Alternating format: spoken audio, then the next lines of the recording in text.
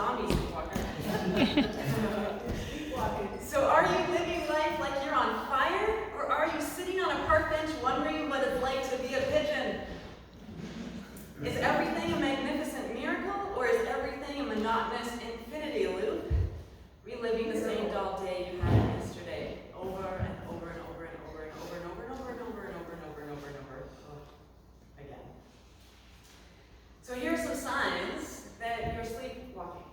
And you might not be sleepwalking, you might not be aware that you're sleepwalking, you might just be feeling a little nappish, like you need to have a nap, or you might feel like you're a little numb or disconnected. But I like to call it sleepwalking because has been my experience. I was sleepwalking through life for very many years. And so here's some signs that you're sleepwalking through life. You're coasting along. You're avoiding taking action, living off of old momentum, letting the draft of others guide you, okay? Listening to everybody else's opinion and just following. Oh look, there's a whole herd of sheep. Let's go stand in line with the sheep. Right? That's if you're coasting with the draft of others, that letting other people's passion fill your sail. That can only move us so far and so fast. You're letting life happen to you instead of letting life happen through you. Dr. Amand said, God reveals itself to us, but only by revealing itself through us. So if we are sleepwalking through this beautiful existence that is a miraculous miracle, we have to remember to wake ourselves up and to be the activity of the divine. Another sign that you are sleepwalking, you have an excuse for everything. Jim Rohn, he said, if you really want to do something, you'll find a way. If you don't, you'll find an excuse. Oh, we find excuses for everything. We find, and sometimes we don't need to give an excuse, but we'll find one to say out loud anyway. Anyone ever been late to a meeting? No, never been late. So I'm sorry I'm late. I was. Everything after I'm sorry I was late is an excuse and a pattern of behavior in our lives. So here's one that has brought me to my fullest awareness. You're distracted by drama, or worse, you're creating it. Right? I was a born drama queen. I was a drama magnet. I allowed chaos into my life so very often. And even still, if I get to a place that is, I am slowing down, I'm in between projects or in between passions, I will find things to create chaos in my life. And I think I'm not the only one. Here's another one. Another sign you are sleepwalking. Time keeps getting away from you. Being busy is a status symbol. It's something that you've created an identity around. Oh, I'd love to do that, but I'm busy. I love to do that with you. I would love to go and hang out at the lake with you, but I'm busy. All these, I'm busy, I'm busy, I'm busy, I'm busy. This is something that we embed into us and press upon ourselves, and which is very often a society's request that we be busy and productive citizens. I just took a week off. That was my first week off in 9 years, you guys. Wow. So still sleepwalking, there's still stuff I'm working on, right? You rely on wits and character instead of prep and research. You need the adrenaline rush of running late, or the added pressure of a tight deadline or a quick turnaround. Anyone have that experience? Oh, I love a good adrenaline rush. I had 3 months to do this project, but it's due tomorrow and I have to start now. Oh, that's some good stuff. Perseverance puts you off. So perseverance, consistency, these are magnificent things. They are divine attributes to be persistent and consistent. And when perseverance puts us off, it's because right now we live in a society where we are living in a cancel culture.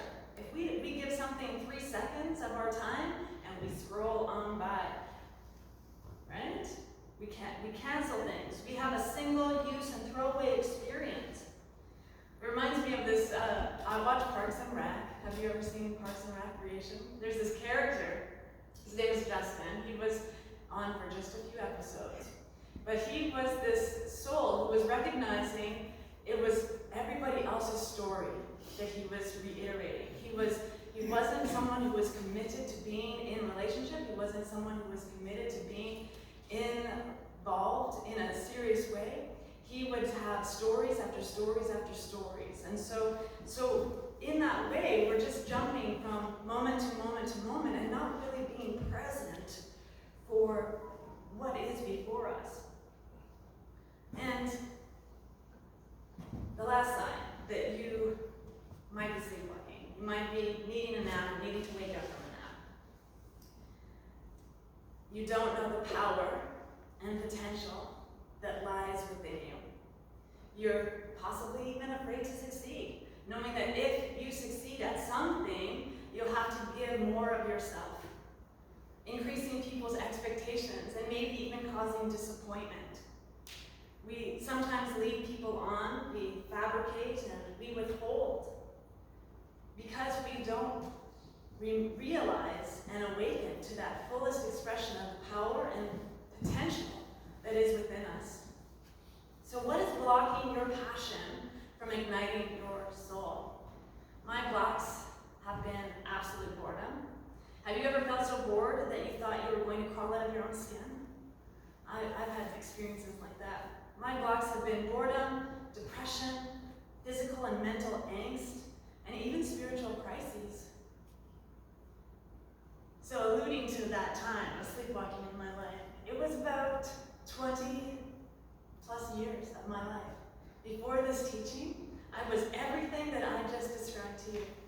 Everything that I just listed off, coasting along, not being aware of the possibilities of change, suffering from chronic anxiety and severe depression. So much so that very often I would not leave my house for months. There was an opportunity where I had a basement, and so literally living in the basement of my own mind and my own soul by being in that place of depression and being so afraid to leave the house that I would have a panic attack waiting for the bus I was 20 minutes early for, buses that I could have taken. I had to wait for that bus. The bus that I had planned, I had to be 20 minutes early for because it would cause me such great anxiety if I missed my bus, if I wasn't on time for work. It was crazy. And so in that experience of 20 years of depression, 20 years of trying to get out of the cave, I realized there was this moment where I just woke up. I just woke up one day, sprung from the bed. It was a Sunday morning. And I heard this booming voice, "Go to church." I was like, "What? I want to go to church. I'm depressed. I want to be in my bed, my bunny slippers on." Because that was what was fueling me. That was what was sustaining me. Being able to manipulate other people around me because of my ability. So imagine the power and possibility that could happen when I wake up to the fullness of the light that is within, the passion that was within, something that is specifically and uniquely for me.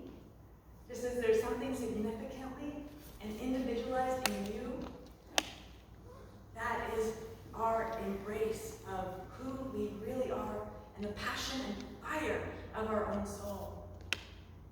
So when boredom strikes me, even still, I have to be extremely mindful of who I hang out with, what is I let in my life, who I let into my life.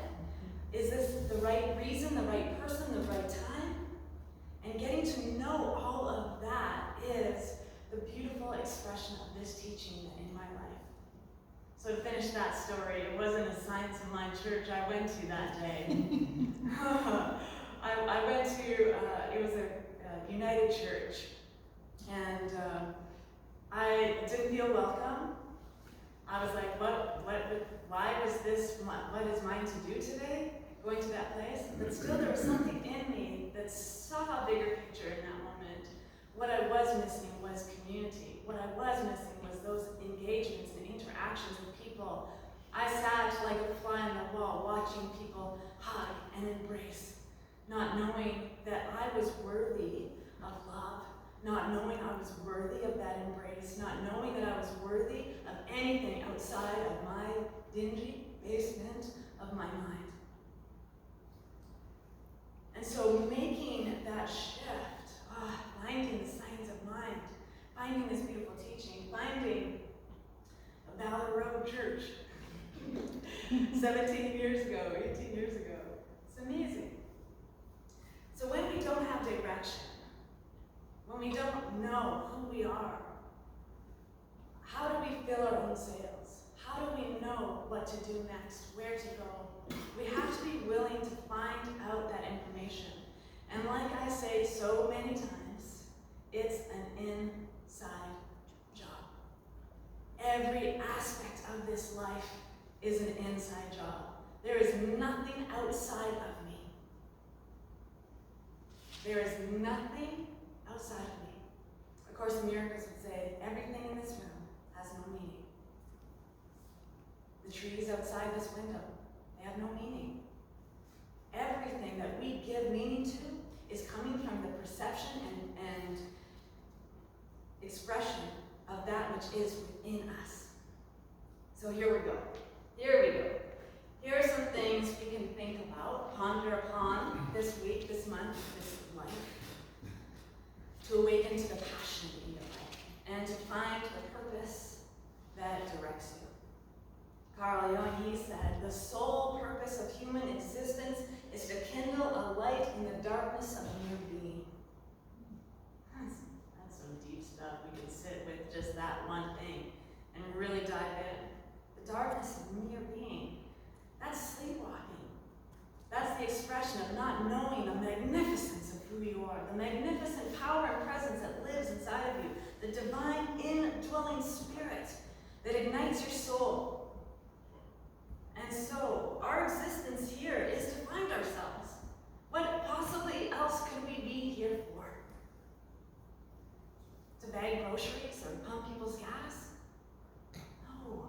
We're here to know ourselves. We're here to find that fire within each and everything that we are and express into this day. No one else can find it for us. We can certainly have coaches and mentors and ministers and teachers and facilitators that might point to things that bring forth passion. But it's our job. No one else can find us if we can't find ourselves.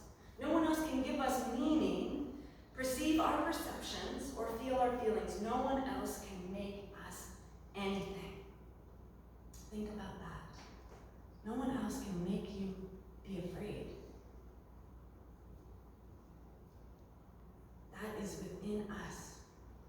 And the only thing we have to fear is to forget that we are the divine expression and expansion, living spirit. We are the activity of the divine. Are you willing to look inside yourself and discover who you are and what you want to be? Robert Byrne, he said, the purpose of life is a life of purpose. So here's some things that I've used to awaken to my purpose, my passion, my mission. Here are the things that I've used in my life to wake up to the true nature of who I am. The first one is get to know yourself deeply. Man, you are fascinating. You are magnificent. You're the most fascinating mind on the planet. Your reflection and emanation of the divine is unique and unrepeatable to who you are, to who I am. Can you believe out of 8+ billion people, no one else has the same fingerprints? That's a divine intelligence woven into the very fabric and fiber of this body. How amazing is that? So following these things, getting to know yourself, follow your joy, and find that that joy is where passion is found. Start digging away at the little pieces of grinning. Did something make you grin? Why did that make you grin? Did something make you belly laugh? Oh, why did that make you belly laugh? Did something make you scream and run away? Why? Be willing to get to know yourself deeply. Ernest Holmes, he said, life will be to you what you are to it. Somehow you must link your will, your thought, your intellect, and your imagination, and your feeling with the divine presence which is already there. So taking control through self-actualization. These are some good things.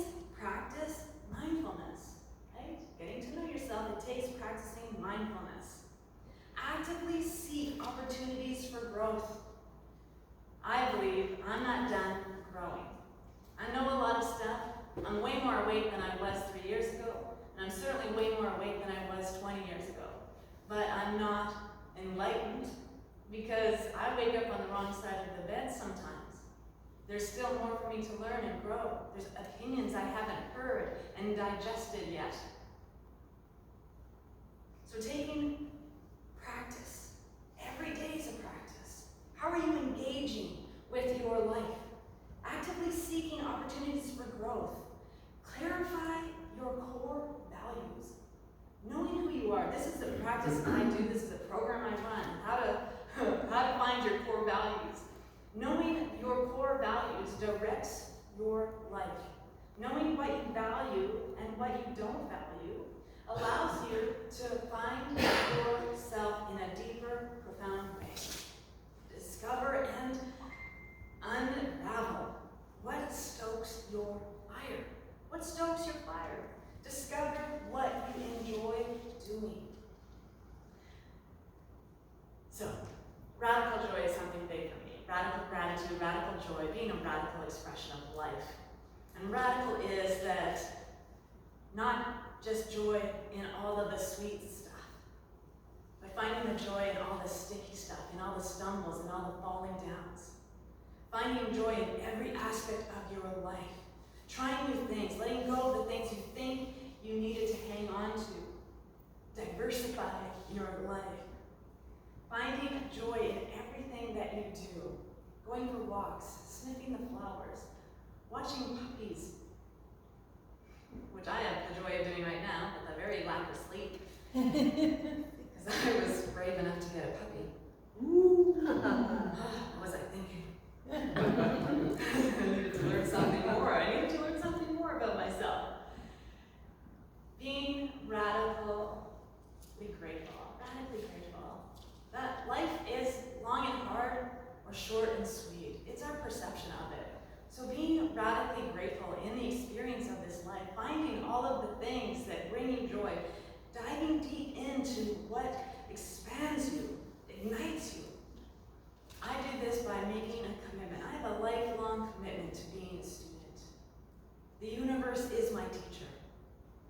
Commit to learning something new. Something new. Something every day even. Have a new thought today.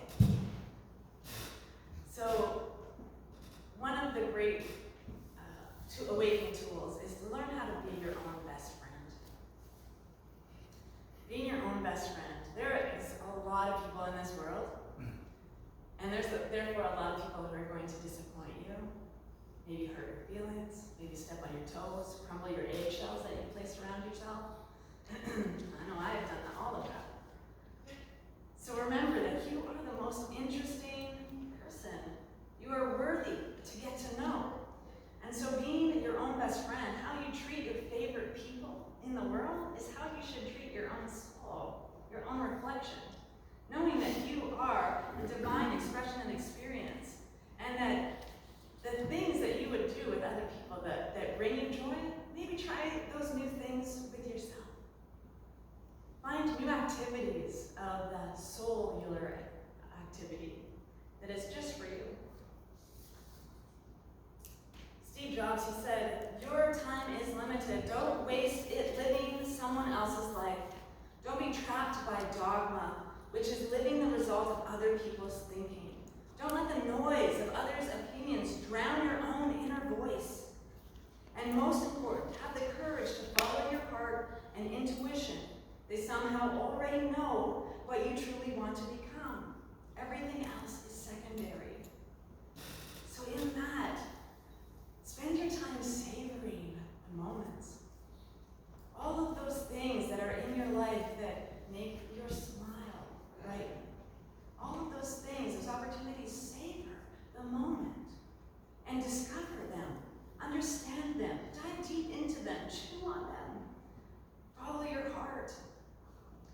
nurture your mind. Your mind is everything, because there is only one mind, and you are connected to that power and presence of an infinite mind, an intelligence that is backing absolutely everything, a divine and holy power that fuels your life, and therefore is the fuel that is your passion. Everything in this universe is for you. It is for your highest and greatest good. Building relationships for a fulfilling life. This is really important. Building relationships for a fulfilling life is to find people that fuel your fire, not ones that put it out. Being a good friend so that you can be a good friend to yourself is also being a good friend to other people. So don't be a person who puts other people's fires out. Creating a circle of positive influence and finding those beautiful friendships, those beautiful relationships that build you up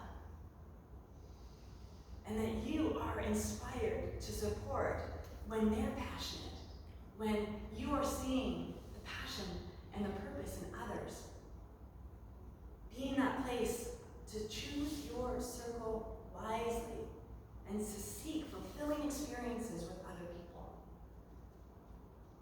The only way I got to know myself was because I left the basement.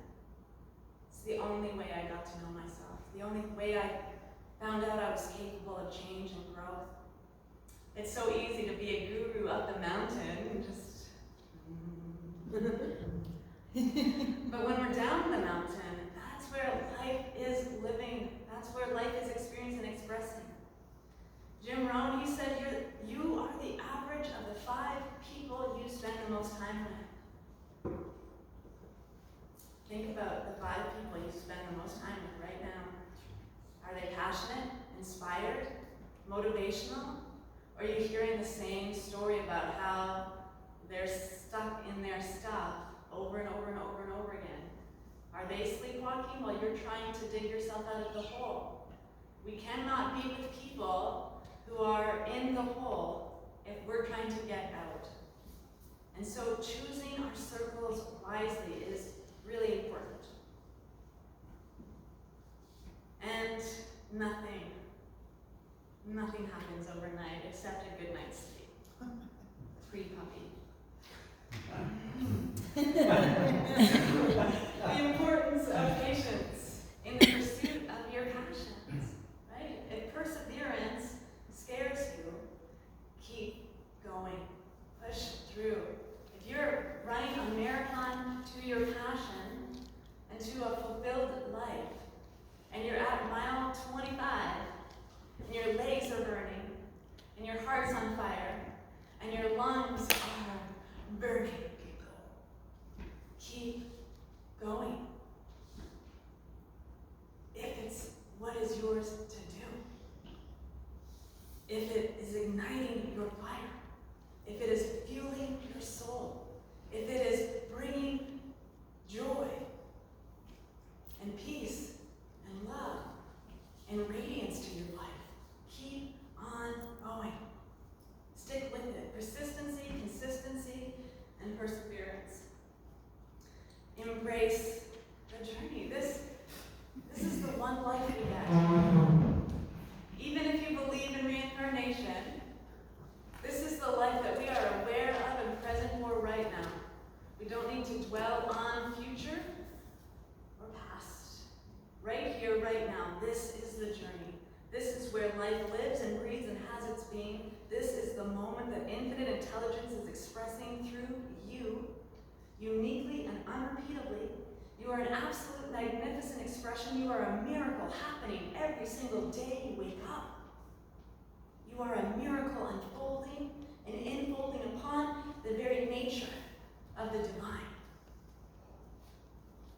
I don't have to do anything to make my digestion system work. That's a miracle. It's a miracle. I was reading in the Science of Mind magazine for August, which you can get your copy from Peter. Walter and Barbara Drew, they do an article every month together. And they wrote on page 19 in the August month, be patient. Try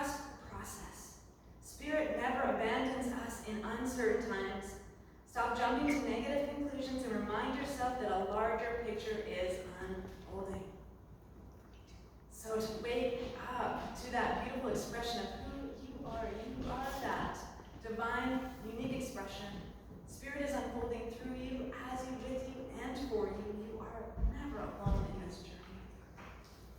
And if you want to stop sleepwalking, just wake up. Every day we get 20,000 thoughts, 20,000 decisions. As simple as, do I use a spoon or a fork? Or is this the right time for me to leave a relationship? Or is this the right time for me to start one? Your mind is ready for all of it because you are the divine mind in physical space and time. You are absolute perfection. I'll leave you with this one last quote by Howard Thurman. Don't ask yourself what the world needs. Ask yourself what makes you come alive, and then go and do that. Because what the world needs are people who have come alive. Thank you. Wow.